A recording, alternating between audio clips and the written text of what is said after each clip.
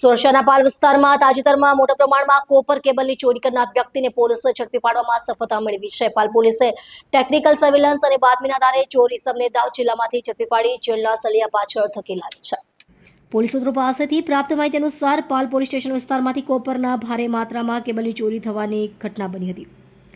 આ બનાવ અંગે ફરિયાદ નોંધાતા જ પોલીસ દ્વારા તપાસના ચક્રો ગતિમાન કરી દેવામાં આવ્યા છે. પોલીસ ટીમે સર્વેલન્સ સિસ્ટમ અને આસપાસના વિસ્તારમાં લાગેલા સીસીટીવી ફૂટેજના આધારે તપાસને આગળ ધપાવી છે. સીસીટીવી ફૂટેજના વિશ્લેષણ અને ટેકનિકલ સર્વેલન્સના આધારે પોલીસને એક શખ્સને હિલચાલ પર શંકા ગઈ હતી. તપાસ દરમિયાન મળેલ કડીઓને સાંકળીને પોલીસ ટીમ આરોપી સુધી પહોંચવામાં સફળ રહી હતી.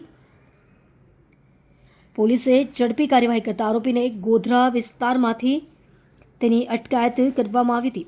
આરોપીની અટકાયત બાદ તેની પૂછપરછ હાથ ધરવામાં આવી છે, જેમાં ચોરી અંગે ખુલાસો થવાની સંભાવના છે. ડીસીપી શેફાલી બારવાલની અધ્યક્ષતા હેઠળ કામ કરતા પાલ પોલીસની કામગીરીથી આ વિસ્તારમાં ચોરીની ઘટનાઓ અંગે ફફડાટ ફેલાઈ ગયો છે.